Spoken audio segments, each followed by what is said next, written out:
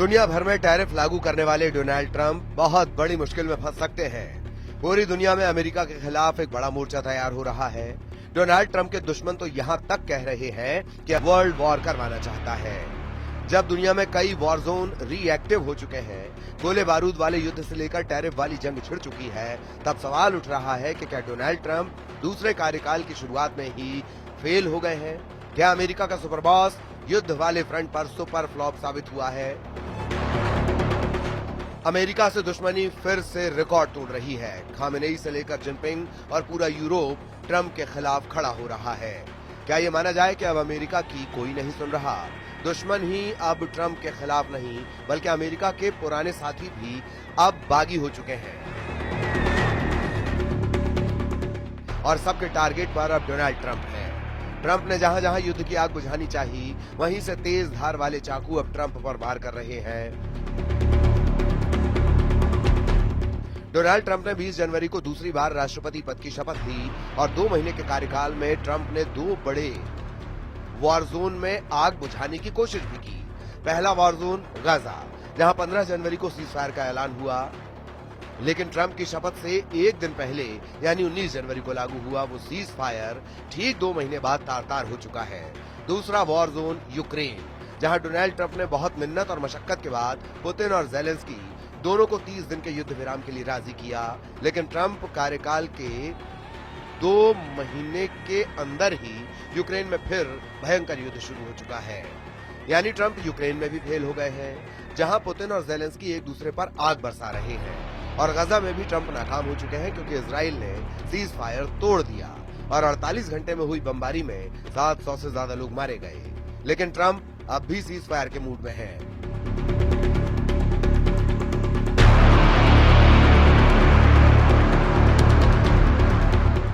अमेरिकी राष्ट्रपति Donald Trump ने कहा है कि हम बहुत सी जगह युद्ध विराम करने जा रहे हैं, सब बहुत अच्छी तरह से चल रहा है। दोनों तरफ के सैनिकों ने एक दूसरे पर बंदूकें तानी हुई थीं, बहुत से सैनिक घिरे हुए थे।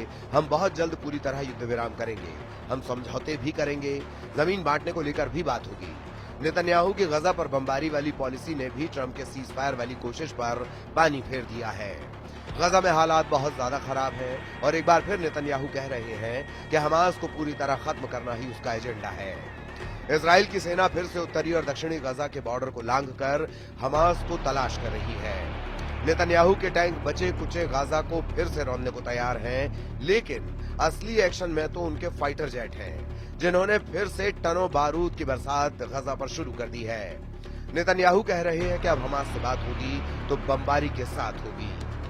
इजराइल के पीएम बेन्यामिन नेतन्याहू ने कहा कि रक्षा मंत्री से मुझे सेना की सिफारिश मिली है कि हमास पर फिर से हमले शुरू किए जाएं। अब इजराइल हमास पर और तेज हमले करेगा। अब बातचीत सिर्फ बमबारी के बीच होगी।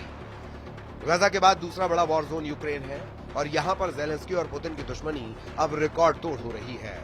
पुतिन ने ट्रंप को सिग्नल भेज दिया है कि अब सीजफायर नहीं होगा, बल्कि इतने बम बरसाए जाएंगे कि जेलेंस्की सोचेंगे कि बचाएं क्या और भागे कहां। पुतिन दुश्मनी लेने वाले को माफ नहीं करते, ये बात जेलेंस्की बहुत अच्छी तरह से जानते हैं। हालांकि ट्रंप से बातचीत में दोनों पक्ष 30 दिन के सीजफायर के लिए तैयार हो गए थे, लेकिन अचानक यूक्रेन और रूस के बीच बमबाजी का रिकॉर्ड टूट गया।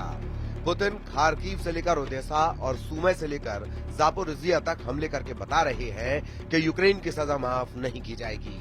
ये बात जेलेंस्की का हर कमांडर जानता है कि जब पुतिन सजा देते हैं तो उनकी लाठी में आवाज नहीं होती। जिस युद्ध को रोकने का ख्वाब ट्रंप ने देखा था, जिस युद्ध को रोकने के नाम पर वो अमेरिका में दोबारा राष्ट्रपति बने, वो जंग अब ट्रंप के कंट्रोल से पूरी तरह बाहर हो चुकी है।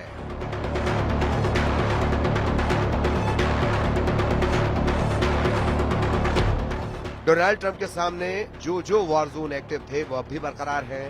गोले बारूद और बंकर बस्टर वाले युद्ध से लेकर परमाणु युद्ध के खतरे और टैरिफ वाली जंग तक ट्रंप हर मोर्चे में फेल साबित होते जा रहे हैं। उनके 2 महीने के कार्यकाल में ही सवाल उठ रहा है कि क्या ट्रंप का युद्ध खत्म करने वाला ट्रेलर फिल्म बनने से पहले ही फ्लॉप हो गया। ईरान, चीन, यूरोप ट्रंप को आंखें दिखा रहे हैं। अमेरिका का सुपर बॉस वाला रुतबा युद्ध वाले फ्रंट पर सुपर फ्लॉप होता नजर आ रहा है।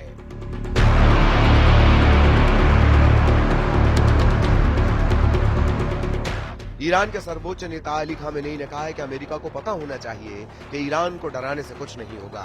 ईरान ने कभी युद्ध शुरू नहीं किया, लेकिन अगर कोई बुरे इरादों से काम करता है तो उसे सख्त सजा मिलेगी। ईरान के सर्वोच्च नेता अली खामेनेई बार बार बता रहे हैं कि अमेरिका चाहे जितनी बड़ी ताकत हो, डोनाल्ड ट्रंप चाहे जितने बड़े डील मेकर हो, ईरान उनके साथ समझौता नहीं करेगा। वैसे ट्रंप को ईरान ही नहीं, यूरोप भी आंख दिखा रहा है।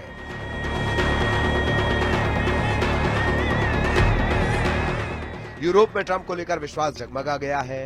पोलैंड ने डोनाल्ड ट्रंप से जो मांगा है उसे लेकर पूरी दुनिया हैरान है। पोलैंड अब खुद पुतिन को परमाणु टक्कर देने वाला लॉन्च पैड बनना चाहता है। वो इसलिए क्योंकि यूरोप में ट्रंप को लेकर भरोसा शून्य लेवल तक पहुंच चुका है। पूरे नेटो को सुरक्षा की नई गारंटी की जरूरत है और पुतिन से बचने के लिए एटम बम ही सबसे बड़ी गारंटी माना जा रहा है। इसीलिए पोलैंड के राष्ट्रपति आंद्रे दूदा चाहते हैं कि डोनाल्ड ट्रंप अपना एटम बम उन्हें सौंप दें, यानी अमेरिका अपने परमाणु बम पोलैंड में तैनात कर दे। दूदा के मुताबिक बिना परमाणु हथियारों के रूस को रोकना मुश्किल है। पोलैंड के राष्ट्रपति आंद्रे दूदा ने कहा है कि शांति तभी मुमकिन है जब उसके पीछे ताकत हो, ताकि हमलावर को रोका जा सके। अगर युद्ध को रोका नहीं जा सकता तो शांति बहाली के लिए न्याय के साथ साथ ताकत की भी जरूरत होती है। पोलैंड की दलील ये कि पुतिन अपने परमाणु हथियारों को बेलारूस में तैनात कर चुके हैं। ऐसे में पोलैंड भी परमाणु बम की मेजबानी के लिए तैयार है। इसमें कोई शक नहीं कि पुतिन के युद्ध को लेकर पूरा नेटो तनाव में है। पोलैंड तो यूक्रेन के बाद पहला फ्रंट है जहां लगातार नेटो की सेनाएं एक्टिव रहती हैं। और अब पुतिन के साथ ट्रंप की नजदीकी ने पोलैंड ही नहीं पूरे यूरोप में एक डर बिठा दिया है। पोलैंड के प्रधानमंत्री डोनाल्ड टस्क ने कहा है कि मैं भी ये चाहूंगा। ये पोलैंड के लिए स्पष्ट वजह है कि हमारी अपील को सुना जाए। उम्मीद है कि राष्ट्रपति ट्रंप सकारात्मक प्रतिक्रिया के लिए तैयार होंगे। इजराइल और यूक्रेन का रुख भी बता रहा है कि ट्रंप की नसीहत अब मजाक बन चुकी है।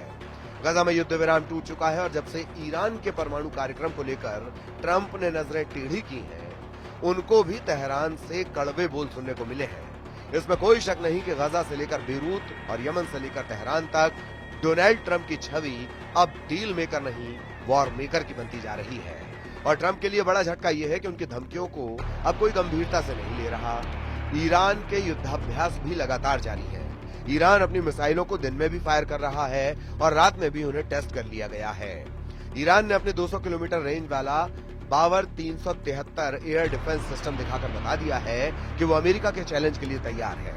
ईरान की ये मिसाइल लंबी दूरी तक दुश्मन का पीछा करती है और फिर उसे मार गिराती है।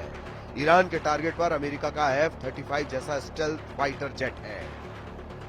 वैसे अब सबकी नजर ट्रंप के उन बम वर्षकों पर है जो हिंद महासागर में डिएगो गार्सिया आइलैंड पर तैनात किए गए हैं। यहाँ B-2 बम वर्षकों को इसलिए तैनात किया गया क्योंकि सबको ये लग रहा है कि अप्रैल में ही ट्रंप ईरान पर बड़ा हमला कर सकते हैं।